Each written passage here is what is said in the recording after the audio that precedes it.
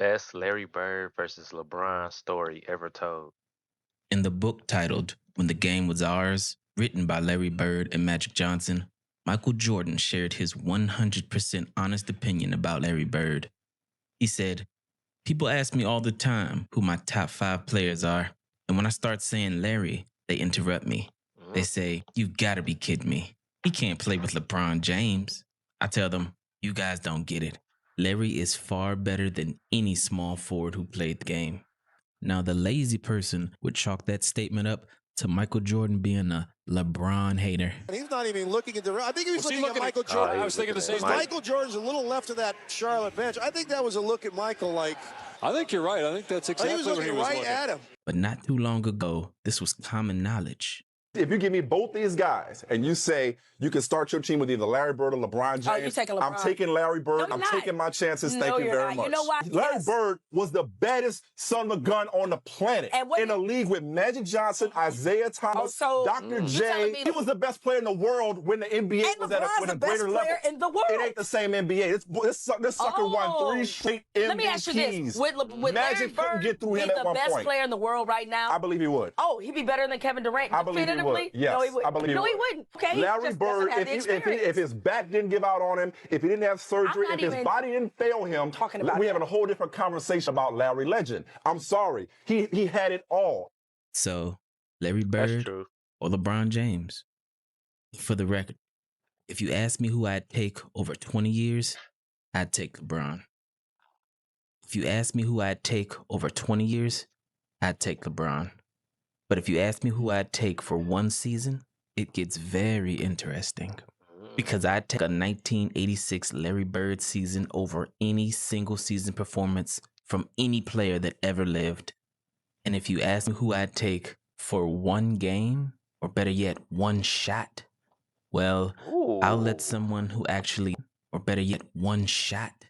Well, I'll let someone who actually lived through the Bird era tell you what they think. All I know is one game from my life, I want Larry Joe Bird taking my last shot. That guy from French Lick, Indiana. Game on the line, free throw, 3, jump shot, whatever it was. I'll take Larry Bird any day or any night over especially LeBron James. Now, if you're still a Larry Legend denier, I'm about to tell you how one shot changed the course of history, helped rewrite the narrative of an entire generation, and almost made Larry Bird the undisputed greatest of all time. Now, time and time again, Larry Bird came up clutch in the biggest situations. Max looking, loops it to Bird, a runner. It's good! It's good! Straight And rob. the Celtics win it! Bird hits and the Celtics win it! 103 to 101, a three-pointer by Larry Bird at the buzzer. Danny Ainge to inbounds for the Celtics, trailing by 1, 2 seconds left. Into Bird, he fires. Yes! And the Celtics win! Unbelievable! Larry Bird at the buzzer! So in the 1987 NBA Finals versus the Lakers, when Larry Bird and the Boston Celtics were trying to repeat as NBA champions, Celtic Nation came to expect it. And in Game 4 at the Boston Garden, with the Celtics down 2-1 in the series, the game came down to the wire. Boston 4, LA 2. Bird. Boston 5 now, and they almost tied up Harris, and they lose it. Cooper, it's a 3-on-3 break. Cooper with a 3, and hits it with a minute and a half to go, a long time ago. Kareem does it, and the Lakers, long time ago. Kareem does it, and the Lakers jumping for joy, and they lead it 104 to 103, and another timeout called by Casey Jones. And coming out of a timeout, Larry Bird, as confident as ever, tells his defender, James Worthy, exactly what he's going to do to him. He would come out of a timeout. I remember this one time. You might have heard this before because he did it with a lot of people. I had to guard him. You know the player's coming, but he would tell you what's coming. With DJ handling, Mikhail's going to set up a pick for Robert. That's only to free him up to come and set a pick for me. And he says, if you trail, I'm going to trail into the lane to a little floater. He said, if you try to get over the top, he said, I'm going to pop to that corner and bust a jumper in your fucking face. I'm like, fuck you, man. I'm all up on him.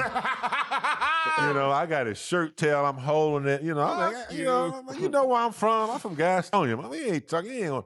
Sure enough, man. The ball comes in. DJ takes a couple of dribbles. I'm quick. I'm quick enough. I think I can get over the top. I get over the top. I get out there, but he pops to the corner and I'm running. He kind of waiting, waiting. He was an asshole. Bird goes for three. Hey. And the Lakers call time with 12 seconds left. Larry Bird with a big three-point bomb has given the Celtics the lead. With the Celtics up by 2, Kareem comes down and gets fouled with 8 seconds left. He makes the first. He misses the second.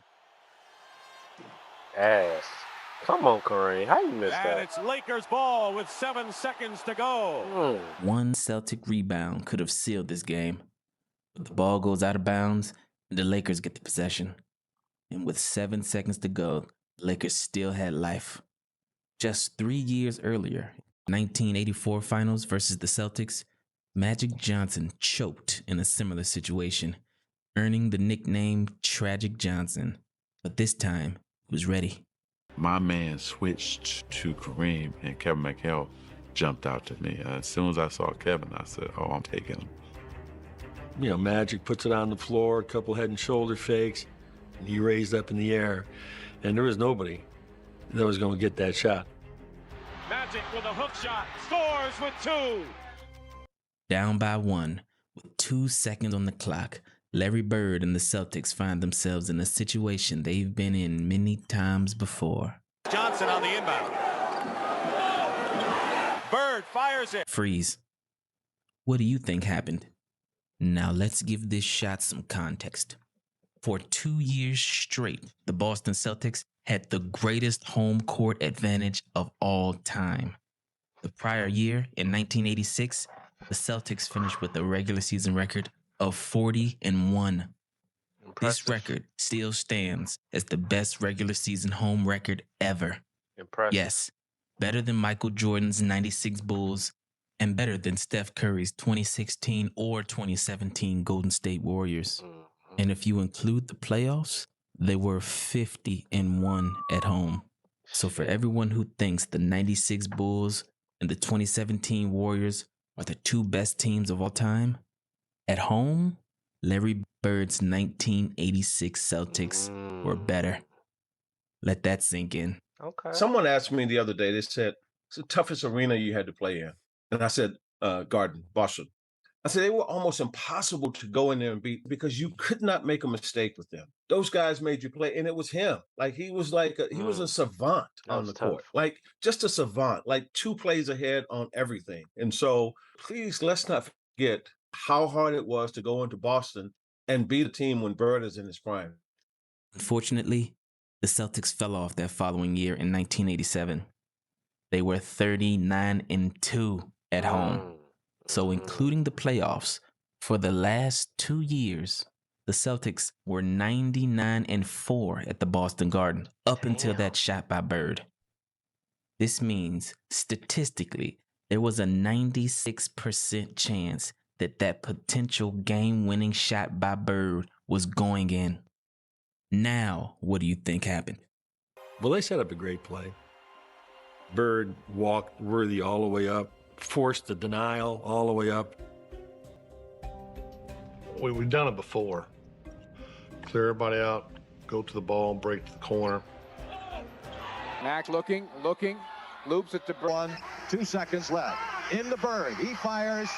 Yes! And the Celtics win! Bird, a runner. It's good! It's good! And the Celtics win it! Johnson on the inbound. Bird fires it. He caught it here, and as he caught it, all he had to do was turn. And he just turned, and he just let this thing go. Bird fires it. Got a wide open look, couldn't believe it. And I'm standing right there. It is straight as an arrow. And the Lakers have won, and Pat Riley and the Lakers dance off the court. They were lucky because it was right on line. He looked at me like, how did you ever leave me that wide open? You gotta be kidding me. He was close. Changed the whole series. Every time I watch that shot, I still think it's going in. Larry thought it was going in. Magic thought it was going in. Pat Riley thought it was going in. If Larry Bird took that exact same shot in that exact same situation 10 times, he'd probably hit 9 of them. And if Larry Bird hits that shot, then the series is tied 2-2. And with the next game at the Boston Garden, there's no way you can convince me that this Celtic team, with the greatest home court advantage of all time, led by one of the most clutch players in NBA history, doesn't win that next home game. So instead of being down 3-2 going back to LA and losing those NBA finals, the Celtics would have been up 3-2. And with all of that momentum on the Celtics side, all they needed to do was win one game in LA to give Larry Bird his 4th title, add another Finals MVP to his collection, become the first team to win back-to-back titles since Bill Russell with the Celtics in the 60s, and silence all doubt on who won the Bird versus Magic rivalry. One shot could have changed everything. And the conversation about the greatest player of all time would have been very different. Larry Bird at his best, LeBron James at his best. Oh, I gotta go with Larry Joe. I gotta go with Larry Joe. You take Larry Joe. Larry Joe for the win. When Reggie Miller said that, it was headline news the next day because the media fawns over LeBron James more than ever. But to many Larry Legend truthers, it wasn't a surprise at all. Skip, Reggie would take Bird over LeBron. Do you concur, my friend? I do concur. In a hypothetical draft, would I take him over LeBron James to start my franchise? Yes, I would. And I don't think it's even close. Now, you would think that Skip Bayless, as the ultimate contrarian, would be challenged by his co-host for such an opinion. However, this is one of the rare things that they 100% agreed on. You know, in terms of leadership, in terms of clutch, in terms of shooting ability, and overall championship credentials, not just trophies, but a mentality, Larry Bird gets the nod over LeBron James. I'm guessing that right now about 80% of our viewing audience does not agree with either one of us. I do. And I'm Gen Z. I'll take Bird over Bron. Well, all that means is that they don't know anybody. They don't know. I would love to pick LeBron, but in terms of clutch, money time, there's no contest. He's not even in Larry Bird's class. Not even close. It's not even close. If you like stats, here's Larry Bird versus LeBron James season stats, while both are at the age of 30. Larry Bird averages more points, more rebounds, more assists, and has a higher field goal percentage. So when someone asks you, what is Larry Bird better at than LeBron? You can say, pretty much everything. Hold on, is he ahead of Larry Bird? No. No! What was Bird better at? Bird's a better shooter. It's not close. I think Bird is as good or better as a passer. A much more fluid, much more natural passer than LeBron James, a creative passer. LeBron James, for a superstar, he's as good a passer as anyone outside of maybe Magic and Bird. Bird was a better passer. Bird's a better rebounder. The fact is that Larry Bird didn't stay healthy, and the fact is that basketball is played so differently now. When it comes down to the end of a game in a championship series, I would rather have Larry Bird have the basketball. Well, duh. Is there any way on earth you would take LeBron James over Larry Bird in the clutch? There's no way on earth that I'd pick him over Larry Bird in the clutch. I can tell you that much. Larry Bird was not just a superior shooter from anywhere on the court, just like you highlighted. Not only was he a near 90% shooter from the free throw line, which LeBron could never brag about.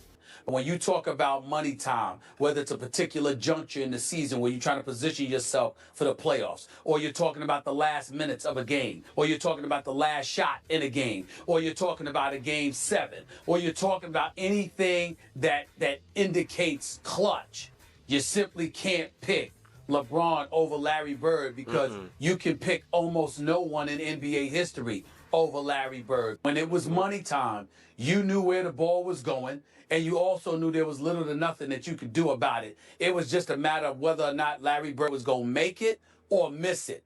But even despite all of those numbers, to those who actually saw Larry Bird play, the eye test is all they need.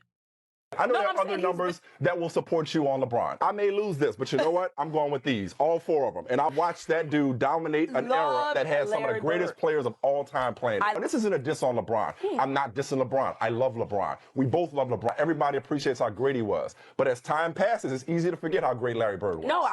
So all of that said, right here, right now, Larry Bird remains the greatest small forward ever, period, end of story. Anyway, if you enjoyed the end of this video, man, or just in video in general, smash that thumbs up to support the channel. Larry Bird is the best small forward ever. Most people my age go disagree, but send this video to them if you think they disagree so they can find out why they should agree. Hype this video as well. And yeah, we will be watching some more Larry Bird full games very soon. And I'll catch you guys and girls in the next one. Peace.